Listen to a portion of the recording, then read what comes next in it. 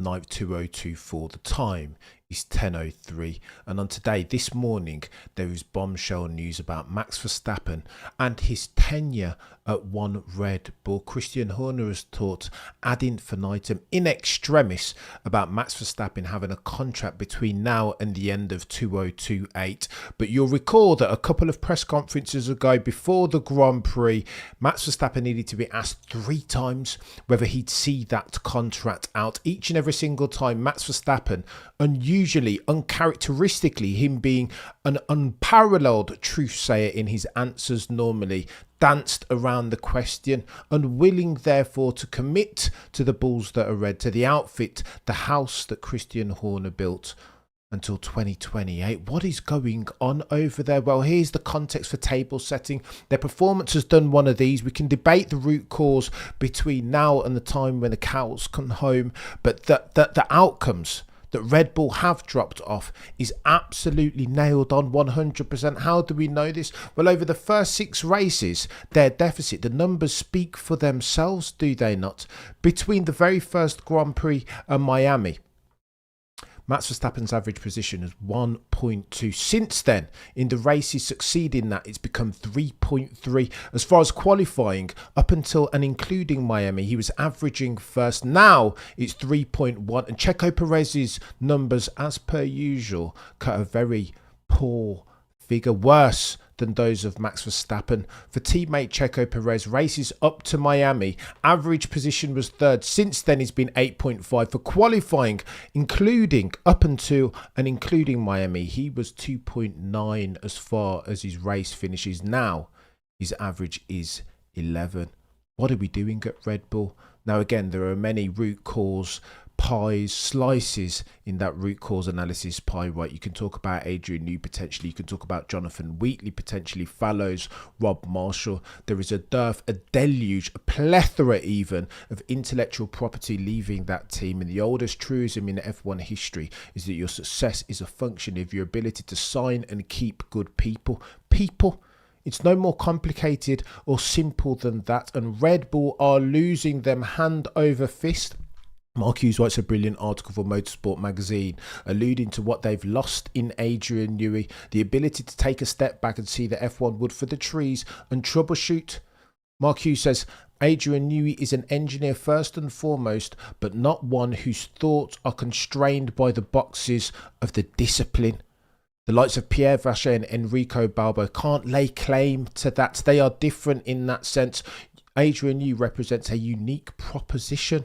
And therefore, of course, eventually there will be a downside ramification as far as the operational impact on the Red Bull, and that RB20 is an iteration of car. What's going on with the RB20? Well, there's a couple different things. What's characterized that car over the past couple of years and its brilliance is its aerodynamic efficiency. What do I mean by that? You barely needed to bolt on any downforce, because inherent with that and the way it conducted its airflow and the way that it nailed the Venturi tunnels, which so characterizes these ground effect cars and their ability to draw performance, lap time indeed. That RB20, or the RB19 at least, was brilliant in doing that. That's the way that Adrian Newey et al. Had built it. However, now Max Verstappen can no longer depend on that.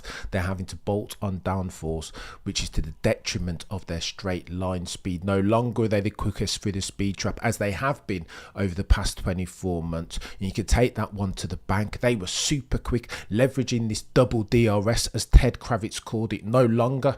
That car is flotsam and jetsam. Not even as quick as McLaren, probably not as quick as Mercedes or Ferrari even on any given Sunday. And this is where it gets techie. Max Verstappen is a truthsayer, and he's told anybody that will listen that he needs a couple of things if he's to remain as a going concern and see out his contract to 2028. Those things, of course, harmony.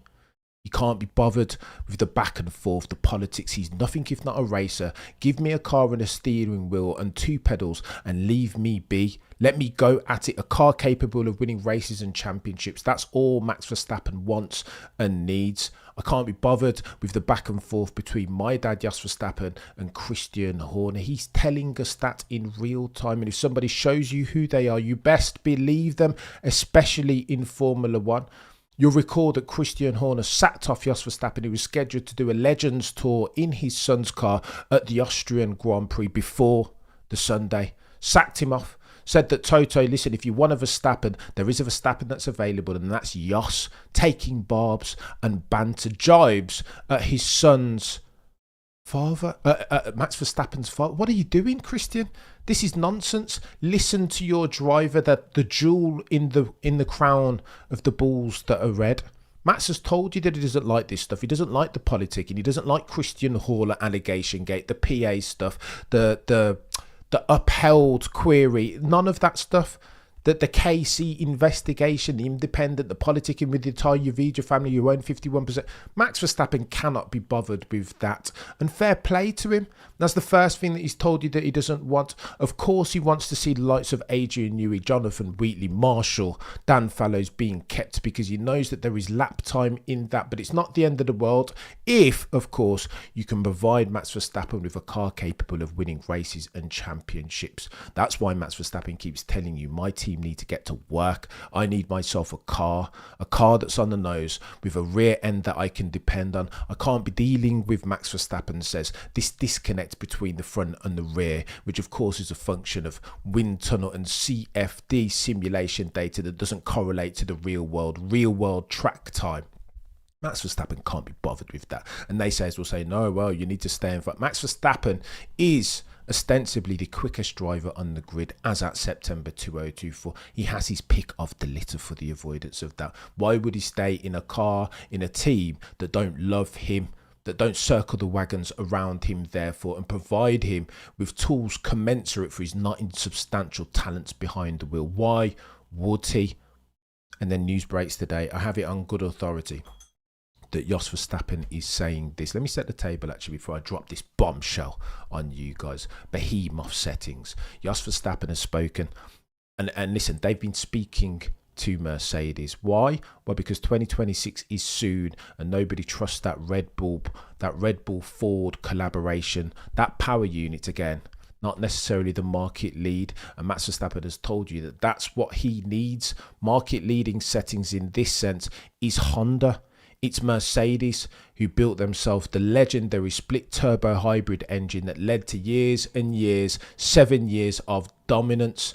So you would back a Mercedes to do something like they've done in 2014, again in 2026, Honda too. And again, they drop out of Formula One at the drop of a hat, right? They're there and they're not there. They always develop these engines, and when the success comes, no longer are they the name above the door. Honda have that in their locker, but they have a brilliant relationship with Max Verstappen, a la the relationship that they had with Ayrton Senna in times gone by. What does that mean, therefore? That means that in real time, Max Verstappen is considering his options, wary and concerned about the prospects of that Red Bull powertrain, just as he was back in the day, 2013 settings right. You remember Renault didn't give Sebastian Vettel the machine that he required, and that very nearly cost him. Sebastian Vettel, 4-time champion, but it very nearly was a different circumstance, was it not? And this is why Jos Verstappen and Max Verstappen's team, Raymond Vermeulen, his manager, Max Verstappen too, at the Miami Grand Prix will have had conversations with Toto Wolff with a view to flesh out negotiations. What does the contract look like if we did move in 2025? What does that look like? What could you offer us? What's the ambassadorial role saying? All those conversations were had at Miami. And then again over the summer break, Toto Wolff, though, brought it to the press and said, listen, we did have conversations with Maximilian Verstappen. So keen am I to sign that driver, him being the generational talent of his era. However, they broke down. That's the official line from Toto, the boy who cried wolf. However, I have it on good authority this morning that Jos Verstappen has told Red Bull, Christian Horner et al., the Ty Charlam Yavija family. He's told them that his son being at that team going forward is contingent upon one thing.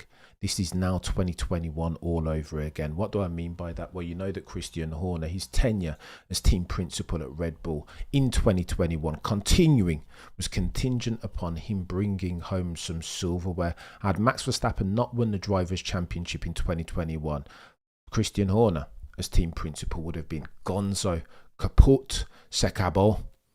Speak to any F1 aficionado and they'll tell you that in good faith. Well, 2024 is that again. Here's the dilemma, the paradoxical one that's presented to Christian Horner and the balls that are red. If Max Verstappen, as a performance clause, fails to win the Drivers' Championship, then he will leave for 2025. Again, this is rumour and speculation, but I have this on good authority. Not all F1 sources are created equally, but some are created more equal than others, right? Max Verstappen has pitched it thus. His dad too, Raymond Vermeulen too. Christian, if we don't win, Max Verstappen is gone. So now we can have the conversation as to where he'll go, right?